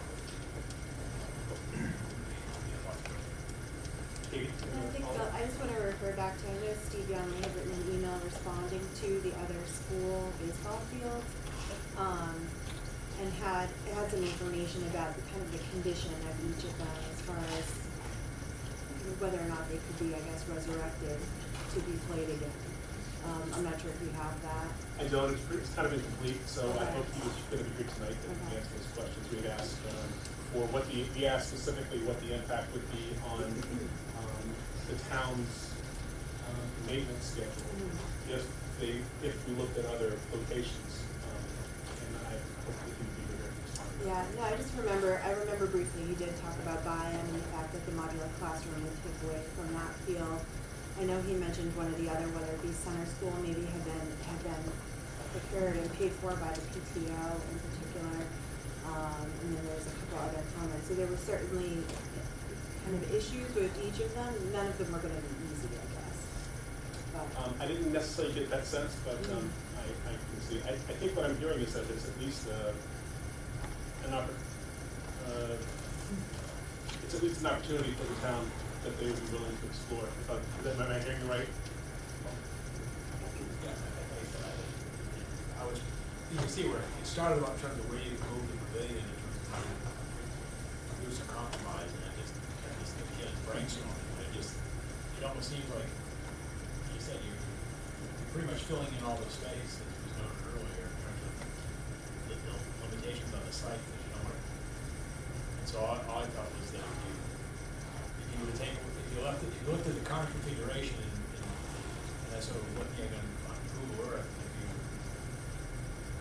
sort of maintain the ball field that's closest to the playground, then the other field were removed, and you might have that area, an open area for the bandstand, pavilion, and so forth, that, obviously would be close to the pond for the wintertime activities as well, and sort of be near to the front. Because the other thought I have is, if somebody's elderly or has some mobility issues, and they wanna go to that concert, that's quite a distance for somebody to get from the parking lot, if somebody's parking with a handicap plate, to get them halfway through the park. And so that's why I was thinking that if you could, That's a good point. get that up closer to the road, to the parking area, that you might have a shorter route for somebody who's challenged with that kind of distance. I mean, I know, I have an elderly parent, and I know my father could never be able to park from there and then get to that pavilion if you have to go to a concert, it's just too much for him to do.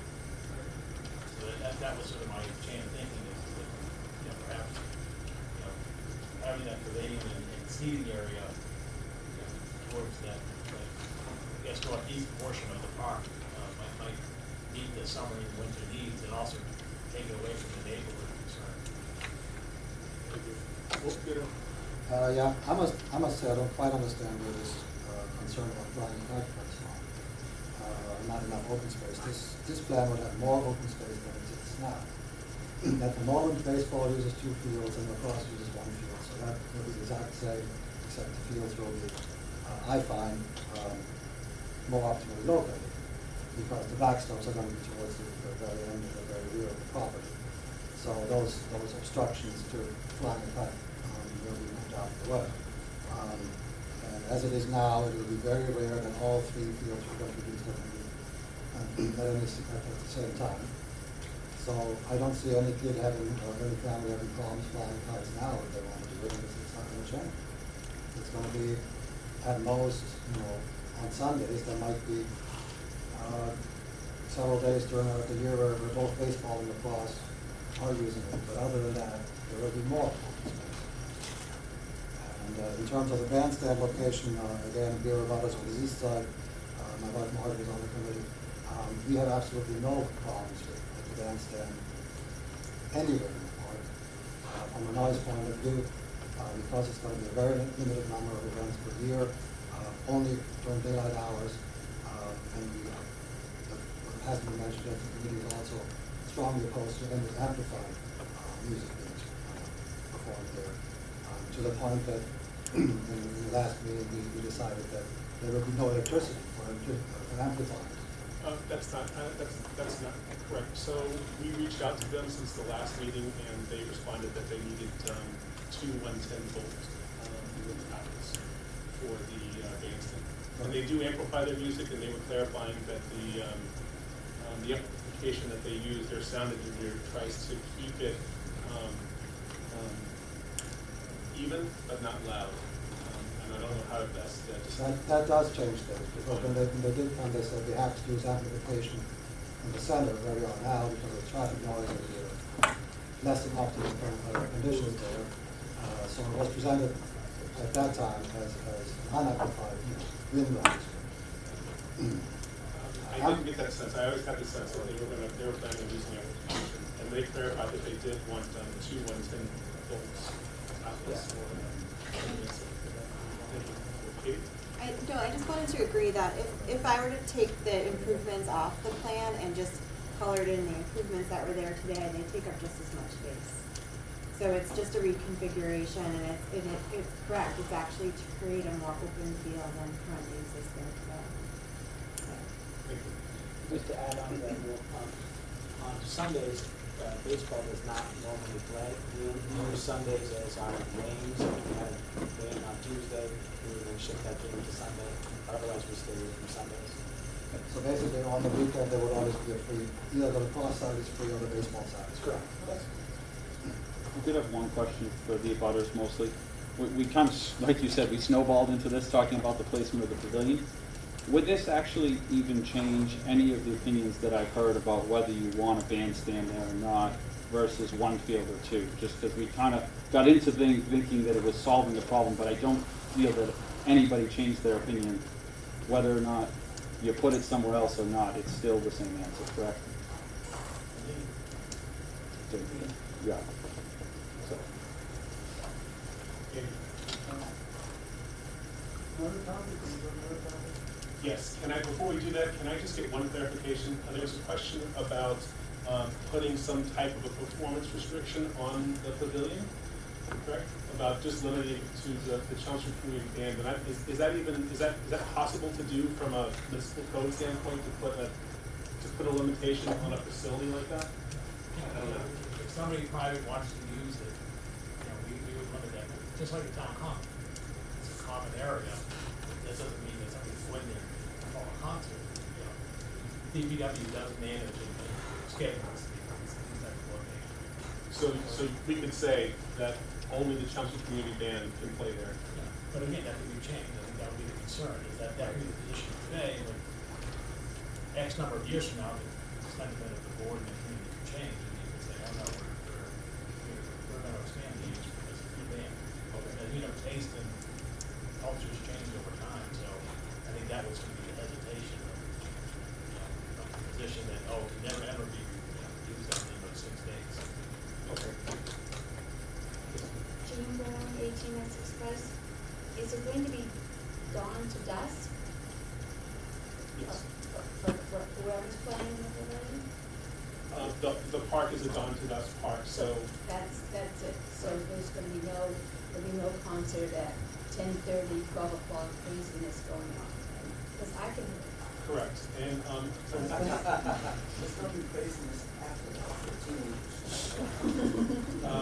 I think the Chelmsford Community Band plays. They said that their times were usually like 7 to 8:30, I believe, is what they said. So. Amy, did you have a question? Right, first I want to say there's a lot of good ideas for this. I like some of those ideas that you guys will think about in the next, how many days for the next meeting? Meeting again on July 6th. July 6th, there's a lot of things to be done. When my kids were growing up, I used to go there with a kite, and we look forward to it in the spring. What I wanted to ask is funny on the, how about a wall? A small wall? Brick wall? I would want a brick wall. Well, you could put the tennis ball against it, you know where to go, just like the one basket for basketball. And lacrosse, having the wall so you can practice throwing the crossbow, things like that. There might be safety issues and whatever, so we have to think about it. But maybe just think that the possibilities of how to I can say that we did come up with a set of criteria that we tried to kind of gauge. We remember we started with a very long list of ideas. I mean, it was from splash pads and bocce courts to, it was a long list. So we tried to kind of pare that down. As to do that, we created some selection criteria, and one of those criteria was that we wanted to keep the views as open as possible. So the things we wanted to include were wallets. So, right, but I would say that's probably why we don't see that type of structure on the plan. And then the other thing was is that we didn't want to duplicate other nearby features. So we like for instance, we looked at one of the ideas was to put in basketball courts, full basketball courts. But we looked at there's courts at the high school, there's courts at Parker, sort of, they're parking lot courts, there's no courts. So we wanted to minimize the duplicated features as much as possible with the park, with other parts of the park. You don't have a wall. Build that wall.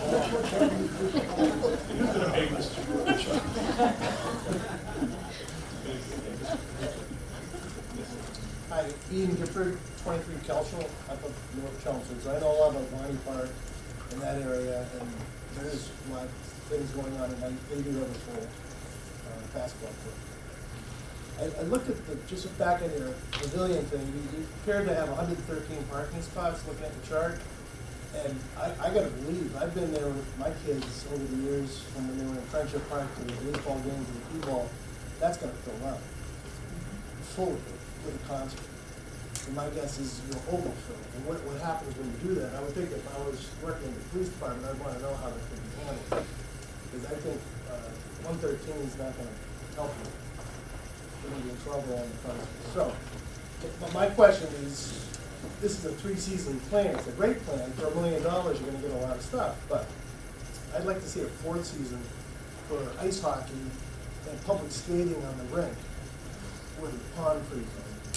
And I don't know if there's a lot of tools to help us with that. Snow blowers, rakes, shovels that would be available to neighborhood folks that would want to produce a rink by shoveling off the snow and patting it. I think they do it now, but I would think you probably want to promote that a little bit in town. I think it would help the town. Chelmsford Hockey Association might want to get involved. And if you have an outdoor rink, it would be fun for lights to be out at night for some nighttime skating. So I don't know how you're going to handle that. I know you have some lights there now. I went over there the other day and looked at the little shack, and you got to get from the pavilion and the shack to the water and the ice. And when you run with your skates, you hit rocks and whatever. The kids actually show up with shovels as soon as the last snowflake hits the ground. Right. And I do believe, I don't know if it's intentional, but I've seen that the fire department sometimes has lights on at night. Or actually, I've seen them with headlights out on the ice, skating. So with a small investment, for example, if we live a little farther north, you auger a hole on one side of the pond, you put a pump in, sump pump, and you can pump out onto the surface, and it completely resurfaces your pond. And it freezes. So I'm not sure how you want to handle that, but my thought would be if you ask for some grants and some funding, you could add a little bit to get the 4th season, because it looks like it shuts down in December and wakes up in April. So that's just a thought I have. It's a good one. Thank you for bringing that up. There's 2 things that I wanted to point out. One, there's a light pole there now near the skate shack. And that light is actually on a timer. So the DPW controls that timer, and they do turn it on in the winter months to, I think it's at 10, to allow skating at that time. The other thing is that the depth of the pond is really a concern. We haven't talked about the dredging of the pond that's in the budget of $130,000. It's a big item. But we actually got feedback from the wetland scientists about the pond condition and the amount of muck and fill that's in it. Lack of oxygen. What we found is that, her perspective is that in 15 to 25 years, the pond is going to be full of effect. So it's not going to be a pond before, it's going to be a Phragmites growth area, right? So to your point, we've added in the budget the dredging. It's a high ticket item, but we feel like it's necessary. We'll decide if we all feel it good. And then we've also added in water aeration to add oxygen to the water to accomplish what you're saying, to help breaking down that muck so that the water level stays high, and it also improves the habitat for fish and amphibians and stuff that's in the natural area as well. But it's a very good point to reach out to find stakeholders, and I think that's one of the volunteer activities that we'd like to explore through the advisory board, finding a group that would be willing to take that kind of lead. You could have an evening hockey promotion, public skate fun. It was big. I grew up in Wellesley in West Newton. There was a lot of that, with a lot of Yule logs in the fireplace sticking out on the side of the pond. So you can make it a little bit more family friendly. But it didn't seem like you were addressing it. I think you could do with a snow blower or two, so someone had to schlep it over to the pond and run it, and then run it back to their house. So if you maybe threw a couple $1,000, which somebody could grant to you, you could actually get some better use of the pond in the winter. When the garage used to be used specifically as a parks garage, they used to repair a lot of machinery and stuff here, and that was a DPW employee, Eddie Generous, who was there. He used to actually go and snowblow the snowboard. So he had a big machine there, he did it.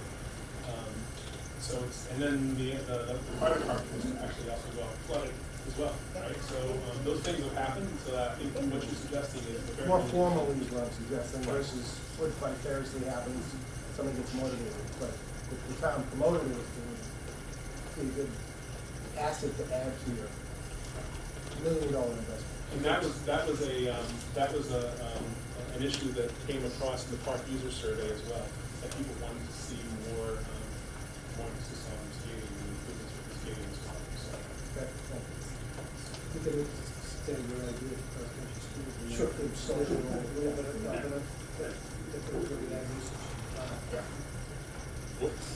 I would like to add to that we're going to be the ones having all the noise for the hockey. And hockey, I think, without exaggeration, is the noisiest activity we have. If you've been to one of the games and they use makeshift, one year they had a desk like they did that, and that was the goal. So every time the puck hit the goal, it was hitting like this, and you're 100 feet away from that. That needs to be. We don't mind the occasional pickup hockey game, but organized the way this has been proposed, we would be very much against that. That is, particularly since that is the only activity that extends into the evening hours. As you said, the light is on until 10. We would be very much opposed to it. I just want to make sure you're on record. I second what you said. That's not appropriate. You've got some right digging on poles and lighting and everything else. Just to be clear, we don't mind the current situation. It's like a handful of kids until 10 and then the light goes out, and maybe they play for another half hour with the headlamps. That's okay. But if it turns into something larger and all winter long, because the ice is good all winter long, then it's complete. They'll be up there till 12, 1 o'clock in the morning. Just inviting. Well, if you put it on a timer, you can control that, but I understand the point. I had a couple of questions. You gave the figure, 833 to 141 million dollars. Where did you get those figures? Did they take into consideration DPW doing all the work? So DPW provided probably about 95% of the cost estimates that we have in the budget. And yes, most of the work would be done by, at least from a budget standpoint, it's DPW doing the work. So that number could be whittled down with volunteers adopting pieces and parts of it, right? So there would be that opportunity, and then it could be whittled down even further if we're able to get sponsors or grants or whatnot. So the stuff that DPW can't do, because of whatever, like manpower or it's not been, the is prevailing wage considered for that? If everything that the town does, it's gonna need, if it goes out to bid, it's gonna be prevailing wage, right, Paul? Which, I don't know if you're familiar with that, but it's the cost of substantial. Yeah, unfortunately I'm not. I've just worked with the numbers that Steve's given us. So unfortunately I can't answer it. But I can say that, I'll give you an example of something that we gathered a third-party cost for, and that's, we mentioned earlier, there's a lot of bittersweet at the park, and in order to control that, we've recommended a 3 to 5 year maintenance plan to deal with that. And part of that maintenance plan is targeting and spraying herbicide on bittersweet plants. And that's something that the town can't do. So we went out and got an estimate from a third party vendor just to kind of get an idea of what the cost would be. So that's the kinds of things that we've done on different costs. Just a couple more questions on this. The garage, the other garage, you mentioned a couple of times the actual storage. Yeah, are you aware that emergency management has that now? Yes. They're not, as I understand it, the trailers they have in there now, they're occupying 80 to 85% of it. And they have a plan to move additional equipment over from senior center, I believe, to that garage, which will take up between 90 and 95% of that garage. And emergency management, in my opinion, I was on the board when we voted for that. I think it's very important. We provide a great service, not just for this community, but also for the neighboring communities. And that stuff needs to be inside by the store. So have you talked to them at all? Are you aware they're gonna have that? Through Steve, and I can just tell you what the discussions have been about the use of the garage so far. So the community band asked for storage. They had originally asked if we could locate a storage pod kind of thing there for their series. And we tried to find, remove the opportunity, remove as many structures from the plan as we can, right? So what we recommended was to add partitions on the interior of the garage. There's a door that faces the outside of the field, and we could partition off a section in there that would be enough space for the band to store. And it would be a partitioned wall so nobody else could get into it. And then the other side of it, which would be the bay doors and the parts that's being used for emergency management, would be only available to those guys. So there'd be that segregated area. Right? Does that answer your? I guess. It doesn't sound like you communicated with emergency management. Through Steve, we have. That's we communicated the idea of the partitioned walls, and it came back as something that was doable. So in that sense, I know he's had conversations with other trailers. Because he has informed us that there was two that were there now. Actually, the third one was there for a while, but we consolidated. So. Any other questions on any of that? Okay. Well, are there any other questions or comments on the plan in general, or anything anybody wants to share? If you have any questions, please feel free to email us at info@robertsfield.org. Again, all the information is available at robertsfield.org, and I'd also ask that if you would just take the time to let us know your thoughts on the forms that we've sent out. Do you guys have anything that you want to add? Thank you for coming. Yes. Great. Once again, thank you very much for your input. Thank you very much for participating, and we greatly appreciate it. And we look forward to presenting a final plan to you that will make us all happy and have a park that we can all be proud of. Do the site walk on Saturday? Sorry, thank you. Yes, very much. We have a site walk at 10 a.m. on Saturday. We're going to meet at Friendship Park, and I highly encourage you to come. It'll be, I think, helpful to be in the park and kind of see where stuff is sited out and to get a feel for the topography and where the existing locations are. If it happens to rain, our rain date is going to be Sunday at 10 a.m. the next day. So please try to join us. Thank you. Thank you all for coming. I'll adjourn the meeting. Thank you.